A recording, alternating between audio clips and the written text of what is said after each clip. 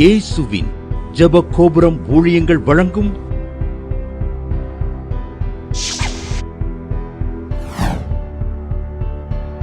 நம்பிக்கையிலே சந்தோஷமாயிருங்கள்.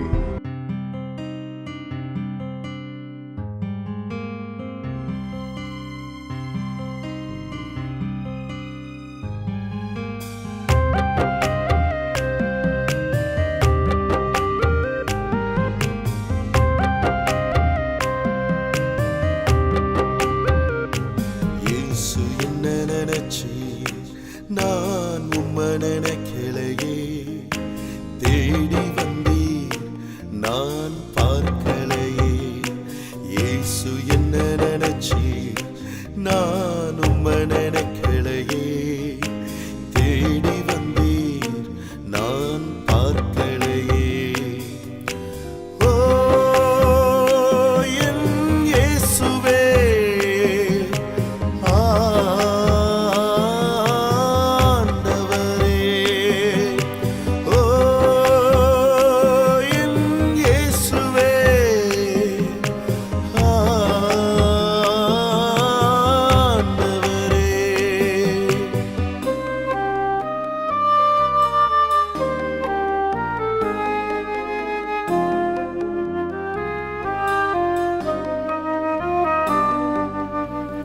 சாரிசனம் கைவிட்டாங்க, சொந்த பந்தம் விலகினாங்க. சாரிசனம் கைவிட்டாங்க, சொந்த பந்தம் விலகினாங்க. நீர் என்னை கைவிடவில்லை, என்னை விட்டு விலகவில்லை. நீர் என்னை கைவிடவில்லை, என்னை விட்டு விலகவில்லை. ஓ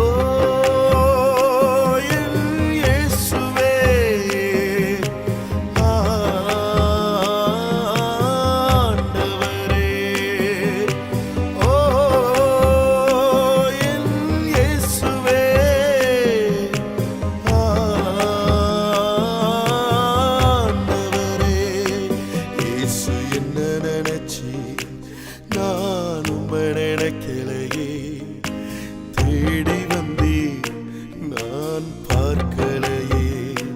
இயேசு என்ன நினைச்சீர், நான் உம்மை நினைக்கலையே, தேடி வந்தீர் நான் பார்க்கலையே.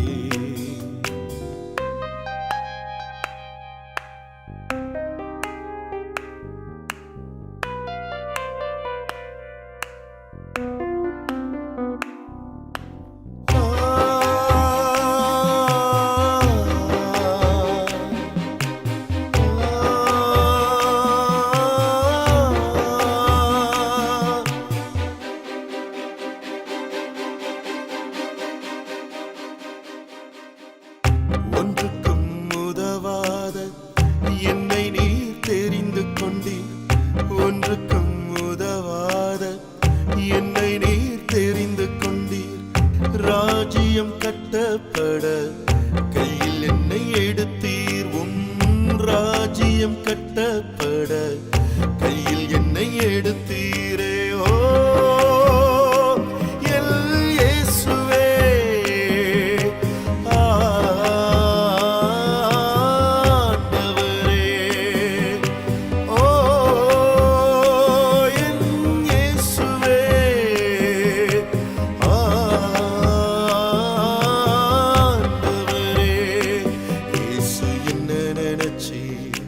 நான் உம்மை நினைக்கலையே, தேடி வந்தீர் நான் பார்க்கலையே. இயேசு என்ன நினைச்சீர், நான் உம்மை நினைக்கலையே, தேடி வந்தீர் நான் பார்க்கலையே.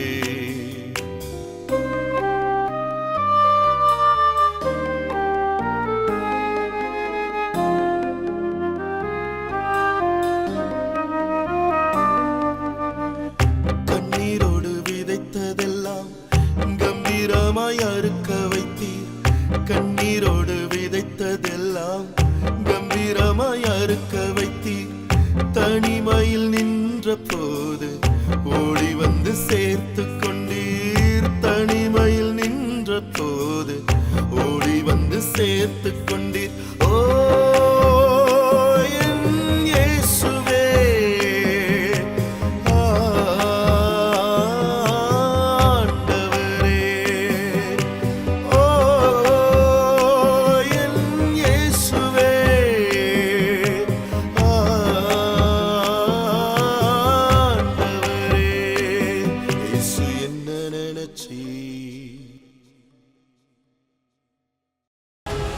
இசைவனையிலிருந்து ஜோசப் என்கிறவங்க எழுதியிருக்காங்க.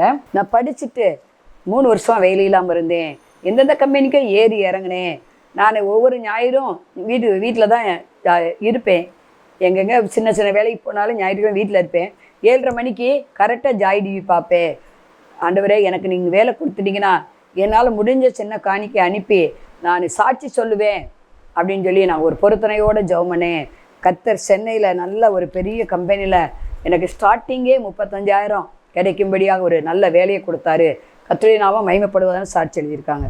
நம்பிக்கையிலே சந்தோஷமாயிருங்கள். இந்நிகழ்ச்சியை பார்க்கிற யாவருக்கும் இயேசுவின் நாமத்தினால இனிய வாழ்த்துக்களை தெரிவித்துக் கொள்ள செய்திக்கு நேராக கடந்து செல்வோமா. சங்கீதம் 73வது அதிகாரம் 28வது வசனம். எனக்கோ தேவனை அண்டிக் கொண்டிருப்பதே நலம். தேவ மனுஷனாகிய ஆசாப் சொல்லுகிறார், எனக்கோ தேவனை அண்டிக் கொண்டிருப்பதே நலம். அவரை நான் அண்டிக் கொண்டிருப்பதே எனக்கு நலமான காரியம் என்று ஆசாப் சொல்லுகிறார்.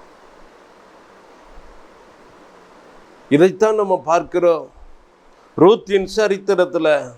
ரூத் 2வது அதிகாரம் 12வது வசனம். போவாஸ் சொல்லுகிற வார்த்தை, உன் செய்கைக்கு தக்க பலனை கர்த்தர் உனக்கு கட்டளையிடுவாராக.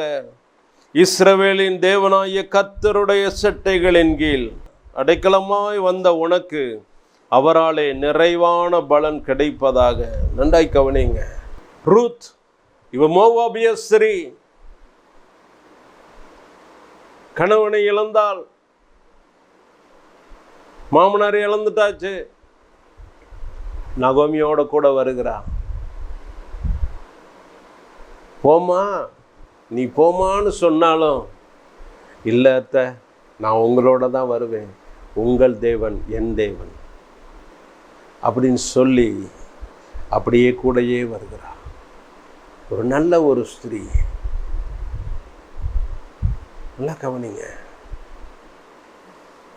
இவள் வருகிறாள், போவாசினுடைய அடைக்கலத்துக்குள்ள போகிறாள். போவாஸ் சொல்லுகிற வார்த்தை, நீ கர்த்தருடைய சட்டைகளின் கீழே நீ அடைக்கலமாய் ஓடி வந்தாய், அவராலே உனக்கு நிறைவான பலன் உண்டாகும் என்று வாழ்த்துகிறார். வாழ்த்தி சொல்லுகிறார்.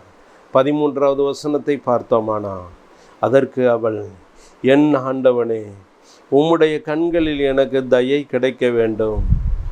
நான் உம்முடைய வேலைக்காரிகளில் ஒருத்திக்கும் சமானமாய் இராவிட்டாலும் நீர் எனக்கு ஆறுதல் சொல்லி உம்முடைய அடியோனுடைய பட்சமாய் பேசினீரே என்றான்.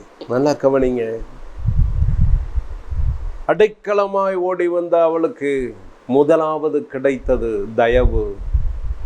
இன்னைக்கு தேவ பிள்ளைகளாகிய நமக்கு ஆண்டவரிடத்தில் அடைக்கலமாய் நம்ம ஓடி வரும்போது, அவரை அடைக்கலமாய் தஞ்சமாய் நம்ம கொள்ளும் போது, முதலாவது நமக்கு கிடைப்பது அவருடைய கண்களில் தயவு. அவருடைய கண்களில் தயவு நமக்கு கிடைக்கும். யோசேப்பினுடைய வாழ்க்கையில ஒவ்வொரு ஸ்டெப்லையும் ஆண்டவர் கொடுத்தது பாருங்க. யோசேப்போடு கூட கர்த்தர் இருந்ததுனால, யோசேப்பு அவரை அண்டி கொண்டதுனால யோசேப்புக்கு கிடைத்தது, எங்க போனாலும் அங்க ஒரு தயவு. சிறைச்சாலையில போனா சிறைச்சாலைக்காரன் கண்கள்ல தயவு, அரண்மனைக்கு போனா அங்க தயவு, எங்க போனாலும் தயவு. நல்லா கவனிங்க. எவ்வளவு கேளு ஆண்டவரை நீங்க அண்டி கொள்ளுகிறீங்களோ, அவரை அடைக்கலமாய் கொள்ளுகிறீங்களோ, உங்களுக்கு மனுஷர்கள் கண்கள்ல இருந்து உங்களுக்கு தயவு இறக்கம் கிடைக்க பண்ணுவா. இங்க பாருங்க, ரூத்தினுடைய சரித்திரத்துல நம்ம பார்த்தோமானா, ரூத்துக்கு போவாஸ் மூலமாய் தயவு கிடைக்கிறது. தயவு கிடைக்கிறது. 2வது ஒரு காரியத்தை பார்ப்போம். 14வது வசனம். ரூத் 2வது அதிகாரம் 14வது வசனம். பின்னும் போவாஸ் சாப்பாட்டு வேளையில் அவளை பார்த்து, நீ இங்கே வந்து இந்த அப்பத்தில் புசித்து காடியிலே உன் துணுக்கியை தோய்த்துக்கொள் என்றாள். அப்படியே அவள் அறுப்பறுக்கிறவர்கள் அருகே உட்கார்ந்தாள். அவளுக்கு வறுத்த கோதுமையை கொடுத்தான். அவள் சாப்பிட்டு திருப்தி அடைந்து மீந்ததை எடுத்து கொண்டாள். நல்லா கவனிங்க. ஒரு ஆகார திருப்தி. அடைக்கலமாய் ஓடி வந்தாள். அடைக்கலமாய் வந்த ரூத்துக்கு முதலாவது போவாசினுடைய கண்கள்ல தயவு கிடைக்கிறது. இரண்டாவது, அவளுக்கு வேண்டிய ஆகாரங்கள் அத்தனையும் திருப்தியாக கிடைக்கிறது. இன்னைக்கு தேவ பிள்ளைகளாகிய நம்ம ஆண்டவரை அண்டிக் கொள்ளும் பொழுது முதலாவது அவருடைய கண்கள்ல நமக்கு தயவு கிடைக்கிறது. நல்லா கவனிங்க. அவருடைய கண்கள்ல நமக்கு தயவு, இரக்கம் நமக்கு கிடைக்குது. அதோடு அவர் நின்று விடவில்லை, நம்மளை திருப்திப்படுத்தி அனுப்புகிறார். எந்தெந்த காரியங்கள்ல குறைவுகள் இருக்கோ அதை நிறைவாக்கி அனுப்புகிறார். இங்க பாருங்க, ரூத்துக்கு தேவை ஆகாரம். ஆகாரத்தினால் திருப்தியாக்குகிறார். மூன்றாவது ஒரு காரியத்தை நம்ம அதே அதிகாரத்தில் பார்க்கிறோம், 20வது வசனத்துல. அப்பொழுது நகோமி தன் மருமகளை பார்த்து, உயிரோடு இருக்கிறவர்களுக்கும் மரித்தவர்களுக்கும் தயவு செய்கிற கர்த்தராலே அவன் ஆசீர்வதிக்கப்படுவானாக என்றான். பின்னும் நகோமி அவளை பார்த்து, அந்த மனுஷன் நமக்கு நெருங்கின உறவின் முறையானும் உன்னை ஆதரிக்கிற சுதந்திரவாளிகளில் ஒருவனுமாய் இருக்கிறான். நல்லா கவனிங்க. மூன்றாவது, ரூத்துக்கு கிடைத்த ஒரு பெரிய பங்கு ஆதரவு. ஆதரவு. ஆண்டவருடைய செட்டைகளின் கீழ் அடைக்கலமாய் ஓடி வந்த அவளுக்கு கிடைத்தது முதலாவது தயவு, இரண்டாவது திருப்தி, மூன்றாவது கிடைத்தது ஆதரவு. ஆதரவற்று இருந்த அவளுக்கு ஆதரவு கிடைத்தது. நன்றாய் கவனிங்க. இன்னைக்கு நம்முடைய வாழ்க்கையில நம்ம சொல்லலாம், ஒரு பட்ட மரத்தை போல நான் இருக்கேனே சொல்லலாம். ஒரு கனியற்ற மரத்தை போல நான் காணப்படுகிறேனே. ஒரு இலையுதிர்ந்து போன, ஒரு காய்ந்து போன மரத்தை போல நான் காணப்படுகிறேனே சொல்லலாம். என்னால ஒரு பிரயோஜனம் இல்லையே சொல்லலாம். நல்லா கவனிங்க. எப்ப நம்ம அவருடைய அடைக்கலத்துக்குள்ள உள்ள வர்றோமோ, அவரை நாம் அண்டிக் கொள்ளுகிறோமோ, அண்டிக் கொள்ளும் போது அவர் தம்முடைய செட்டைகளால் நம்மளை மூடுகிறார், நமக்கு தயவு கிடைக்க பண்ணுகிறார், நம்மளை திருப்திப்படுத்தி அனுப்புகிறார், நமக்கு ஆதரவாய் செயல்பட ஆரம்பிக்கிறார். அந்த கவனிங்க, ஆதரவாய் செயல்பட ஆரம்பிக்கிறார். அதனாலதான் பாருங்க, கர்த்தர் நமக்கு பட்சத்தில் இருக்கும்போது நமக்கு விரோதமாய் இருப்பவன் யார்? அவர் நமக்கு ஆதரவாய் செயல்பட ஆரம்பிப்பார். அதாங்க வேணும். அதனாலதான் தாவீது திரும்ப திரும்ப சொல்லுகிறார், கர்த்தரின் வலது பார்சத்தில் இருக்கிறார், நான் அசைக்கப்படுவதில்லை. அவர் என் பட்சத்தில் இருக்கிறார், எனக்கு விரோதமாய் இருப்பவன் யார்? அப்பா நமக்கு ஆதரவா இருக்கணுங்க. ஆதரவா இருக்கணும்னா நம்ம செய்ய வேண்டிய காரியம் அவரை அண்டிக் கொள்ளணும்.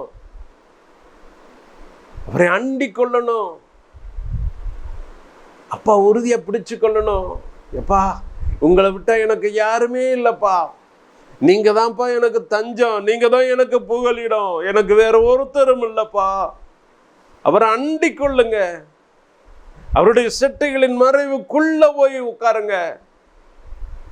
நல்லா கவனிங்க. இந்த ரூத்து செய்த காரியம் அதுதான். அண்டிக் கொண்டாள். போவாசை அண்டிக் கொள்ளும் போது அவளுடைய வாழ்க்கையின் மறுரூபம் ஆயிற்று. அவர் கண்கள்ல தயவு கிடைக்கிறது. ஆகாரத்தை கொடுத்து திருப்தி அடைகிறாள். அவளுக்கு ஆதரவு கிடைக்கிறது. நான்காவது ஒரு காரியத்தை பார்த்தோமானா, ரூத் 4வது அதிகாரம் 13வது வசனத்துல நம்ம பார்த்தோமானா, போவாஸ் ரூத்தை விவாகம் பண்ணினான். அவள் அவனுக்கு மனைவியானாள். அவன் அவளிடத்தில் பிரவேசித்த போது அவள் கற்பந்தரித்து ஒரு ஆண் பிள்ளையை பெற்று கர்த்தர் அனுகிரகம் பண்ணினார். நல்லா கவனிங்க.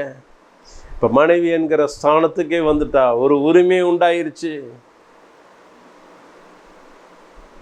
தேவ பிள்ளைகளாகிய நமக்கு அப்பாவை அண்டிக் கொள்ளும் போது நீங்கள் அவருடைய பிள்ளைகளாய் மாறி விடுகிறீர்கள். உங்களை என்னையும் பிள்ளைகளா தாங்க அப்பா தெரிந்து கொள்ளுகிறார். நல்லா கவனிங்க. யாரெல்லாம் அவரை அண்டிக் கொள்ளுகிறோமோ அவர்களெல்லாம் பிள்ளைகளாய் அணைக்கிறார், ஆதரிக்கிறார். பிள்ளையா பார்க்கிறாருங்க, பிள்ளையா பார்க்கிறாருங்க. அதனாலதான் அப்பா சொல்றார், ஸ்திரீயானவள் தன் கற்பத்தின் பிள்ளைக்கு இறங்காமல் தன் பாலகனை மறப்பாளோ? அவர்கள் மறந்தாலும் நான் உன்னை மறப்பதில்லப்பா. இன்னைக்கு நம்ம எத்தனையோ சம்பவங்களை பார்க்கிறோம். பெத்த தாயே பிள்ளையை தூக்கி கொண்டு போய் போட்டுறா குப்பை தொட்டியில. பெத்த தாயே பிள்ளைக்கு விஷம் வைத்து கொள்ளுகிறாள். எத்தனையோ சம்பவங்கள் நடக்க ஆரம்பிக்கிறது. தாம் பெத்த பிள்ளையவே விலைக்கு வித்துடுறா. இன்னைக்கு நடக்கிற சம்பவங்கள், எத்தனையோ கொடுமையான சம்பவங்கள்லாம் நடக்க ஆரம்பிக்கிறது. நல்லா கவனிங்க. இன்னைக்கு தேவ பிள்ளைகளாகிய நம்ம ஆண்டவரை அண்டிக் கொள்ளும் போது, ஆண்டவரை அண்டிக் கொள்ளும் போது நம்மை பிள்ளையாய் மாற்றுகிறார், ஒரு உரிமையை கொடுக்கிறார். அதனாலதான் அப்பா பிதாவே என்று கூப்பிட பண்ணுகிற புத்திர ஸ்வீகார ஆவியை நமக்கு கொடுக்கிறார். ரோமர் 8வது அதிகாரத்தில் பார்க்கிறோம், எவர்கள் தேவனுடைய ஆவியினால் நடத்தப்படுகிறார்களோ அவர்கள் தேவனுடைய புத்திரராய் இருக்கிறார்கள். பிள்ளைகளா பார்க்கிறாருங்க. அவரை அண்டிக் கொள்ளணுங்க. அவர் அண்டிக் கொள்ளும் போது தான் அவருடைய கண்களில் நமக்கு தயவு இரக்கம் கிடைக்குது. அவரை அண்டிக் கொள்ளும் போது தான் நம்முடைய வாழ்க்கை திருப்தியுள்ள வாழ்க்கையாய் மாறுகிறது. இதுவரைக்கும் நம்ம திருப்தி அற்றவர்களைப் போல நம்ம காணப்படலாம். என்ன வாழ்ந்தோம், ஏன் மறிக்கிறோம், ஏன் இருக்கோம், ஏன் போறோம், ஒரு திருப்தி இல்லாத ஒரு வாழ்க்கை. அப்பாவை அண்டிக் கொள்ளுங்க, ஒட்டி கொள்ளுங்க. அதனாலதான் அப்பா சொல்றார், யோவான்ல சொல்றார், எப்பா நான் திராட்சை செடி, நீங்கள் கொடிகள். நீங்க கொடிகள்ப்பா. கொடியானது திராட்சை செடியில் நிலைத்திராவிட்டால் அது தானாய் கனி கொடுக்க மாட்டாது. நீங்க என்னில் நிலைத்திராவிட்டால் நீங்க கனி கொடுக்க முடியாதுப்பா. வாங்கப்பா, ஒட்டி கொள்ளுங்கப்பா, ஒட்டி கொள்ளுங்கப்பா. நீங்க ஒட்டி கொள்ளும் போது நான் உங்க மேல தயவு காட்டுவேன், உங்க மேல இரக்கம் காட்டுவேன், உங்களை கனி கொடுக்கிறவர்களாய் நான் மாற்றுவேன். நல்லா கவனிங்க. நம்முடைய வாழ்க்கை கனியுள்ள வாழ்க்கையாய் மாறணுமானா அவரை அண்டிக் கொள்ளணும், ஒட்டிடணும். ஒட்டி கொள்ளுங்க. அப்பொழுதுதாங்க நம்முடைய வாழ்க்கை செழிக்க ஆரம்பிக்கும். இதுவரைக்கும் கனி இல்லாம இருக்கலாம். என் வாழ்க்கை வாழ்ந்த ஒரு பிரயோஜனம் இல்லை, திருப்தி இல்லாத ஒரு வாழ்க்கைன்னு நீங்க நினைக்கலாம். உங்களை திருப்திப்படுத்துவா, உங்களை திருப்தியாக்குவா. நல்லா கவனிங்க. அப்பா திருப்திப்படுத்துகிற தெய்வம், ஆகாரத்தினாலும் திருப்தியாக்குகிற தெய்வம். பாருங்க, அன்னைக்கு 3 நாளை சாப்பிட ஒன்றும் இல்லாமல் அப்பா பின்னாடியே அலைஞ்சாங்க. ஏசப்பா பின்னாடியே அவருடைய உபதேசத்தை கேட்கும்படி அலைஞ்சாங்க. முடிஞ்சு அவங்கள திருப்பி அனுப்பும்போது அப்பா சொல்றாரு, அப்பா இவங்க சாப்பிடாம போறாங்களேப்பா, இவங்களுக்கு சாப்பாடு கொடுக்கணுமே, ஆகாரம் கொடுக்கணுமே. நல்லா கவனிங்க. சீசர்கள்லாம் கேட்குறாங்க, ஐயா ஒவ்வொரு கடையிலையும் போய் நாங்கள் வாங்கினாலும் பணம் கொள்ளாதே, இவ்வளவு பேருக்கு நாங்கள் எப்படி ஆகாரம் கொடுக்கறது? நீ எல்லாரையும் பந்தி உட்கார வைப்பா, உங்களிடத்துல என்ன இருக்குப்பா? 5 அப்பா 2 மீன் தான் ஐயா, உங்கள்கிட்ட இருக்கதை கொண்டு வாப்பா. கொண்டு வந்து அப்பா கையில் கொடுக்குறாங்க. அவருடைய கருத்தில் கொடுத்த உடனே அப்பா அதை அப்படியே வாங்கி கொண்டு வானத்தை அண்ணாந்து பார்த்து செபிக்கிறார். அதை சீசர்களுக்கு கொடுக்கிறார். நல்லா கவனிங்க. அவரை அண்டிக் கொள்ளும் போது நம்முடைய வாழ்க்கையில் ஒரு ஆசீர்வாதம் உண்டாகுங்க. இவங்க திருப்தியாய் புசித்து மீதியை 12 கொடை நிறைய எடுத்தார்கள்னு நம்ம வேதத்தில் பார்க்கிறோம். உங்கள் வாழ்க்கையில் திருப்தி வேணும்னா அவரை அண்டிக் கொள்ளுங்க.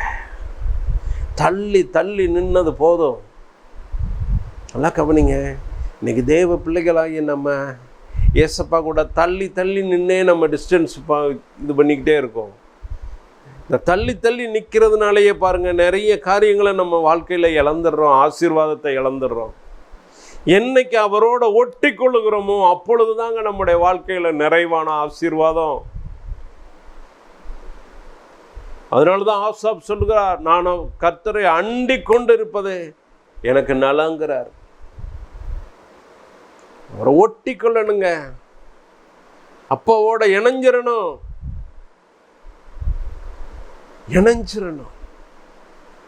அதனால தான் பாருங்க, தெய்வ பிள்ளைகளாகி ஏனோக்குடைய வாழ்க்கையிலையும் பாருங்க, மோசேயினுடைய வாழ்க்கையிலையும் பாருங்க, ஒரு வார்த்தை அழகாக சொல்லப்பட்டிருக்கு. ஏனோக்கு தேவனோடு சஞ்சரித்து கொண்டிருந்தான். சஞ்சரிக்கிறதுனா என்னங்க? ஒட்டி கொள்றதுங்க, அவரோட இணைந்து கொள்ளுகிறது. இன்னைக்கு தேவ பிள்ளைகளாக நம்ம அப்பாவோட இணைந்து கொள்ளணும். இதுதாங்க சஞ்சரிக்கிற வாழ்க்கை. ஒட்டி கொள்ளணும், இணைந்து கொள்ளணும், அண்டி கொள்ளணும். நல்லா கவனிங்க. நீங்க இணைஞ்சிக்கிட்டும் போது என்ன நடக்குது தெரியுமா? நீங்க என்ன செஞ்சாலும் அப்பாவுக்கு தெரியாம இருக்காது. அப்பா உங்களை பார்ப்பாரு, என் பிள்ளை எப்படி இருக்கு, நல்லா இருக்கா, ஒவ்வொரு நேரமும் அப்படியே கவனிப்பார். ஏன்னா அப்பா சொல்கிறாரு, உன்னை நான் என் உள்ளங்கைகளில் நான் வரைந்து வைத்திருக்கிறேன், எப்போதும் உன் நினைவாக இருக்கேன்ப்பா, என் உள்ளங்கையில் உன்னை வரைந்து வைத்திருக்கிறேன்ப்பா. அவரை அண்டி கொள்ளும் போது பாருங்க, அவருடைய உள்ளங்கைகளில் நம்ம பொறிக்கப்பட்டுள்ளோம், எப்போது நம்ம நினைவாகவே இருப்பாருங்க. இது நலம், இது ரொம்ப நல்லது. ஆசாப் சொல்லுகிறார். திரும்ப அந்த வசனத்தை வாசிப்போம். சங்கீதம் 73வது அதிகாரம் 28வது வசனம். எனக்கோ தேவனை அண்டிக் கொண்டிருப்பதே நலம். தேவனை அண்டிக் கொண்டிருப்பதே நலம். மற்றவங்க எப்படியோ எனக்கு தெரியாதியா, நானும் தேவனை அண்டிக் கொண்டிருப்பேன். அதனால தான் பாருங்க, யோசுவாவுடைய கடைசி அதிகாரத்தில் நம்ம பார்த்தோமானா, யோசுவா சொல்லுகிற வார்த்தை, நானும் என் வீட்டாருமோ என்றால் கர்த்தரையே சேவிப்போம். நாங்கள் எல்லாம் குடும்பமாக அவரை தான்ப்பா சேவிப்போம். கவனிங்க, எப்போதும் அப்பாவை உயர்த்தி பிடிங்க. அவர் நமக்கு போதுமானவர். அவரை அடைக்கலமாக கொள்ளுங்க, அவரை அண்டிக் கொள்ளுங்க, அவரை அண்டிக் கொள்ளுங்க. அதனால தான் யோவான்ல அப்பா சொல்லுகிறார், நானே வாசல், என் வழியாய் ஒருவன் உட்பிரவேசித்தால் உள்ளும் புறமும் மேய்ச்சலை கண்டு திருப்தி அடைவான். நல்லா கவனிங்க, உள்ள போக பாருங்க. அப்பா சொல்றார், நானே வாசல், என் வழியாய் ஒருவன் உட்பிரவேசித்தால் அவன் உள்ளும் புறமும் மேய்ச்சலை கண்டு திருப்தி அடைவான். ஒவ்வொரு நாளும் அப்பாவுடைய அந்த வாசலுக்குள்ள பிரவேசிங்க. நல்லா கவனிங்க. வெளியவே நின்று பார்த்தது நமக்கு போதும், உள்ள போக பாருங்க. அவர் மாம்சமாகிய திரையின் வழியாய், நமக்காக கிழிக்கப்பட்ட மாம்சமாகிய திரையின் வழியாய் புதிதும் ஜீவனுமான மார்க்கத்தை நமக்கு உண்டு பண்ணினார். நல்லா கவனிங்க. இன்னைக்கு கல்வாரி சிலுவையில் தன்னை ஒப்பு கொடுத்து தன்னுடைய சொந்த சரீரத்தை 2 கிழிக்க ஒப்பு கொடுத்தாங்களோ, அப்பொழுதே பாருங்க, தேவாலயத்தின் திரைச்சீலை 2 கிழிந்ததுன்னு நம்ம பார்க்கிறோம். அப்படியே மாத்துறார். பிரதான ஆசாரியர்கள் மட்டுமே அப்பாவோட பேச முடியும், அப்பாவோட ஐக்கியம் கொள்ள முடியும். இன்னைக்கு தேவ பிள்ளைகளாய் நம்ம எல்லாரும் அப்பாவோடு முகமுகமாய் பேசும்படியா அந்த கிழிக்கப்பட்ட திரையின் வழியாய், மாம்சமாகிய திரையின் வழியாய் புதிதும் ஜீவனுமான மார்க்கத்தை நமக்கு உண்டு பண்ணினார். அதற்குள்ள பிரவேசிப்போம், அவருக்குள்ள பிரவேசிப்போம், அவரை அண்டிக் கொள்ளுவோம். எப்பா, நீங்க இல்லாம என்னால ஒண்ணும் முடியாதுப்பான்னு சொல்லி அவரை உறுதியாய் பிடித்து கொள்ளுங்க, அண்டிக் கொள்ளுங்க. அதுதாங்க நமக்கு நலம். நமக்கு நலமான காரியம் எதுனா அதுதான். செபிக்கும்படி கண்களை மூடுவோம்.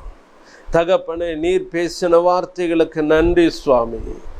எனக்கோ தேவனை அண்டிக் கொண்டிருப்பதே நலம்னு நாங்கள் பார்க்கிறோம் ஐயா. அந்த ஆசாப் சொன்னதை போல நாங்கள் ஒவ்வொருவரும் அப்பா இதை பார்த்து கொண்டு இருக்கிற எல்லா பிள்ளைகளும் உம்மை அண்டிக் கொள்ளும்படி கிருபை செய்யுங்கப்பா. தகப்பனே, உமக்கு நன்றி சுவாமி. ரூத் போவாசை அண்டிக் கொண்ட போது அவளுக்கு தயவு கிடைத்ததே அப்பா, உமக்கு நன்றி. நல்ல திருப்தியான ஆகாரம் கிடைத்ததே அப்பா, நல்ல ஒரு ஆதரவு கிடைத்ததே. அது மாத்திரம் இல்லாம ஒரு மனைவி என்கிற ஒரு ஸ்தான உரிமை கிடைத்ததேப்பா. தகப்பனே, உமக்கு நன்றி சுவாமி. அதே போல உம்மை அண்டிக் கொள்ளும் போது நாங்கள் பிள்ளைகளாய் மாறி விடுகிறோம். எங்கள் வாழ்க்கையில் இருக்கிற குறைவுகளை நீக்கி எங்களை திருப்திப்படுத்துகிற தெய்வம் நீங்கப்பா. உம்முடைய கண்களில் எங்களுக்கு தயவு இறக்கம் கிடைக்குதுப்பா. உமக்கு நன்றி செலுத்துகிறோம் ஐயா. தொடர்ந்து ஆளுகை செய்யுங்க. இயேசுவின் நாமத்தில் கெஞ்சி கேட்கிறோம் நல்ல பிதாவே. ஆமேன், ஆமேன். மாணவர்களே, அதிசய கல்வாரி ஊழியங்கள் மூலம் ஒவ்வொரு மாதமும் தேவனால் எல்லாம் கூடும் பத்திரிகையை நாங்கள் வெளியிடுகிறோம். தேவ சமூக பாடல்கள் DVD, ACD இந்த பாடல்களை நாங்கள் வெளியிடுகிறோம். அதிசய கல்வாரி ஊழியம் இது தீர்க்க தரிசன ஜெப ஊழியமாக நடைபெறுகிறது. இந்த ஊழியங்களுக்காக ஜெபிக்க, காணிக்கையை அனுப்ப தாங்க மறவாதிருங்கள். ஜெபிக்கிற, கொடுக்கிற, உழைக்கிற உங்கள் ஒவ்வொருவரையும் ஆண்டவர் தாமே ஆபிரகாமை ஆசீர்வதித்தது போல சகல விதத்திலும் உங்களை ஆசீர்வதிப்பாராக. ஆமென். அன்பிற்குரியவர்களே, இந்த ஊழியத்தை உங்கள் காணிக்கைகளால் தாங்குபவர்களின் கவனத்திற்கு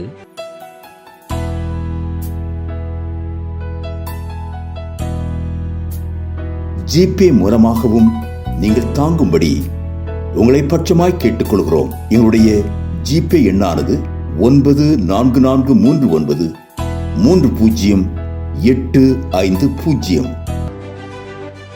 எங்களது முகவரி சகோதரி எலிசபெத் சுந்தர்ராஜன், எண் 27, பொதிகை தெரு, குழந்தை சாமி நகர், வண்டியூர், மதுரை 20. செல்போன் எண்கள் 9484177765 9095328172 மற்றும் 9439308550.